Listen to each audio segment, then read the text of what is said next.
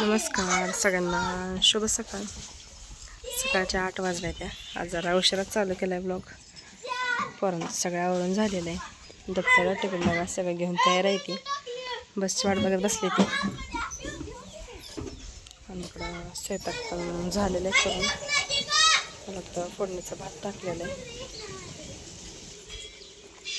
गुरांची झाडलोट करून घेतली मगच. त्यांना वैरण ठेवायची राहिली.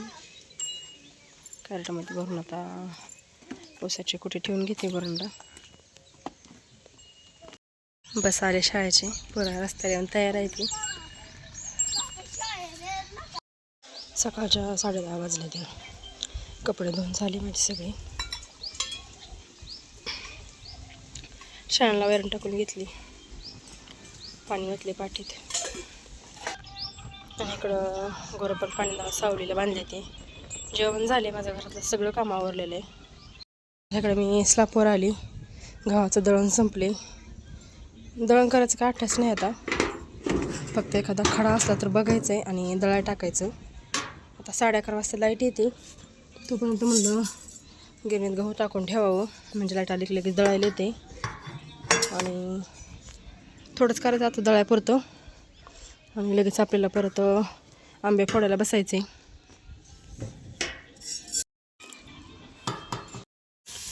डब्यात काढून घेऊन येते खाली आणि थोडंसं दळण करून दळायला टाकते. 11:30 वाजता लाईट येते आता पाण्याची. बघायचं पाण्याची लाईटीवर दळलं तर, नाही तर मग काय संध्याकाळी 10 वाजता दळावं लागेल. दळण करून गिरणीत दळायला टाकलं. चला आता अजून अर्धा तास टाईम आहे लाईट यायला.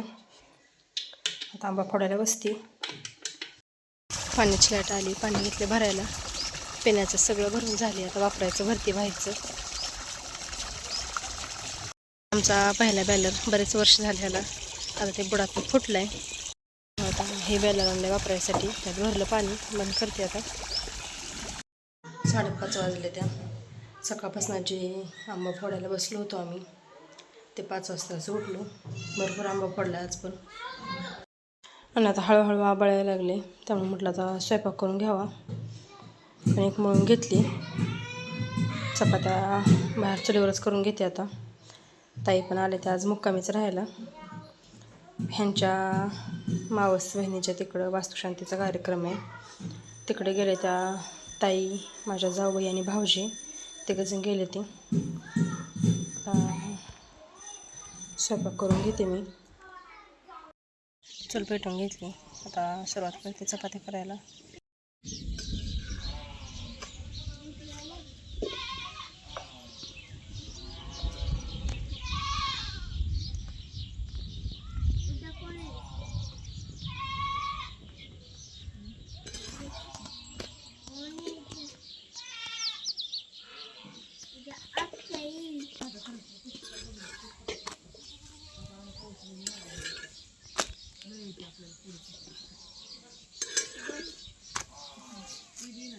आता इकडं ह्या फोडी आंब्याच्या चांगले सुकले ते आता सगळ्या स्वच्छ पुसून घ्यायचे त्या.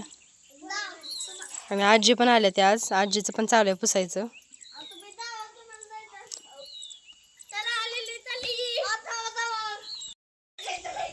फोडी असं सगळं एक नाही प्रत्येक पुसून घ्यावी लागते. हां, आता कधी घालायचं? आता घालायचं लगेच? आता नाही होणार. आता सकाळ. आता ह्याच्यात फक्त हळद आणि मीठ लावून ठेवायची थोडी. मसाला ते सकाळ टाकायचं का? हा, मसाला वरनं सकाळी टाकायचं. बापू मी तुला काय सांगितलं होतं? The next day. नमस्कार सगळ्यांना, शुभ सकाळ. सकाळच्या 6:30 वाजलेल्या आहेत त्या. आणि इकडं आमच्या ताई बघा सकाळ सकाळ स्वयंपाकाला लागले ते. आणि इकडं पोरं बघत बसले ते. आता काय करते हे काय पोरांनो? आज बऱ्याच दिवसांमधनं मॅगी आणली. तेच बनवते ते ताई. इकडं पोरं सगळे बसले आता मॅगी खायला. आणि ताई पोरांच्या डब्यासाठी कोब्याची भाजी करायला लागली ते. आणि इकडं माझ्या चालू आहे त्या चपात्या करायला. आज पण लवकर बस येणार आहे. 7 वाजता बस येणार आहे. त्यामुळे लवकर चालू आहे स्वयंपाकाची घाई.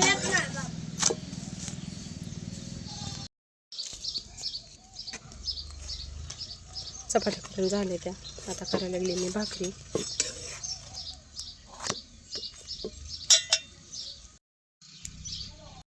चपात्या करून भाकरी करून झाल्या आणि आता इकडं मी पातळ भाजी केली, दोडक्याची भाजी टाकली. जेवण झाली सगळ्यांची, भांडी घासून घेतली, घरातलं सकाळचं सगळं कामावरून झाले. 4:30 वाजले त्या आणि आता आम्ही माळावर चाललो आहे सरपण आणायचं चुलीसाठी. सकाळपासून काल दिवसभर घातलेला आंबा, त्याचं लोणचं घालून घेतलं. ताई पण आले ते आमच्यासोबत. चला जाऊ आता चुलीला सरपण घेऊन यायचे. माळावरनं सरपण आणून टाकलं इथं. दोघींनी एक मोळी आणली. इकडे सगळे निवांत बसलेले ते बाहेर. छान वारं सुटले. गुरांची वैरण पाणी बघून झाली माझी. आणि असं वातावरण आहे बघा आजचं. भरपूर आभाळ आली.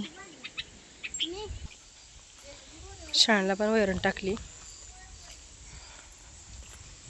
आणि टाईम काही जास्त झाला नाही बरं का अजून, पण लवकरच आभाळ आले. आज वारं सुटले भरपूर.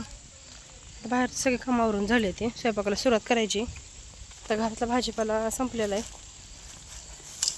तर म्हणलं झाडाला वांगी सापडतात का बघावं. इथनं सुरुवात करते. दिसलंय लांबच वांग मला इथं. हे बघा इथे एक वांग आहे, एकदम काटेदार छान वांगी आहे ती. तोडून घेते आता वांगी.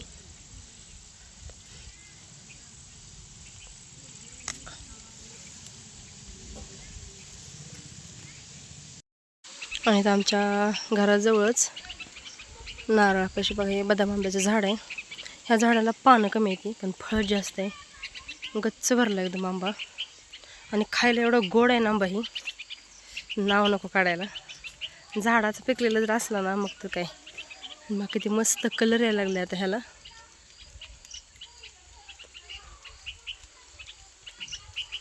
ही माझ्या मिस्टरांनी विकत आणलेलं आंबं.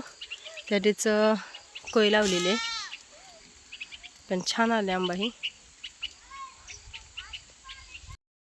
एवढी वांगी सापडली ती. आणि ह्याच्यामध्ये 1-2 झाडं अशी पांढऱ्या वांग्याची पण आहे ती. त्यातलं पण एक सापडले. आता मस्त अशी रानातली ताजी ताजी वांगी तोडून घेतली ती. जाऊन आता ह्याची लगेच भाजी करायला घेते. काय झालं. आणि इकडं आमच्या ताई बघा मोठ्या भाऊजीला चपात्या करू लागायला लागले ते. माझं काय म्हणणं नाही तसं, पण ह्या वेळेस तुम्ही लयच मनावर घेतले व मदत करू लागायची भाऊजींना. नाही खरं सांगते, आमच्या ताई माहेर आली का आंघोळ करता करत नाही. त्या बळच महाग लागून लागून ह्याला जेवण आणि आंघोळ घालावी लागते. खरं का चुकीचं आहे. मी आंघोळ तर दुपार का पण करते ना माझ्या माहेरी गेल्यावर. तुम्ही 4 वाजता तुम्ही करता का आंघोळ सांगा मला खरं. काय करू नको. बरं असू द्या. बरं असू द्या. ह्यांनी ह्यावेळेस केली आंघोळ पण लवकर, जेवण लवकर केले आणि भाऊजांना मदत पण बरीच करू लागली बरं का. त्यांना जरा दया आली भाऊजांची चुलीवर स्वयंपाक करतात त्यामुळं का नाही. इकडं पाऊस यायला लागले आता बारीक बारीक चिरचिर. आणि इकडे बघा चूल पेटवली स्वयंपाकाला. वांग्याचं काटं काढून वांगी पाण्यात टाकली ती आता. आणि वांग्याच्या आमटीसाठी इकडं खलबत्त्यामध्ये लसूण आणि कोथिंबीर बारीक करून घेतली. आई तर भाजी करती, आत्या चपात्या लागती आणि मी बसती. तिघजण स्वयंपाक करते ती. इकडं माझी भाजी फोडणी देऊन झाल्या बघा. इकडे कसला एकदम जोरदार पाऊस झालेला आहे. पण चूल काय माझी पावसात पण इजली नाही आणि वांग पण चांगलं शिजले. आहो हाय का नाही. पावसात पण जाळ चालू होतं का नाही चुलीचा. चालू पावसात सुद्धा चुलीचा जाळ इजला नाही. आता वांग शिजले. आता कढई उतरून घरात नेते आणि मस्त झाली एकदम वांग्याची भाजी. तरी बिरी छान आली भाजीला.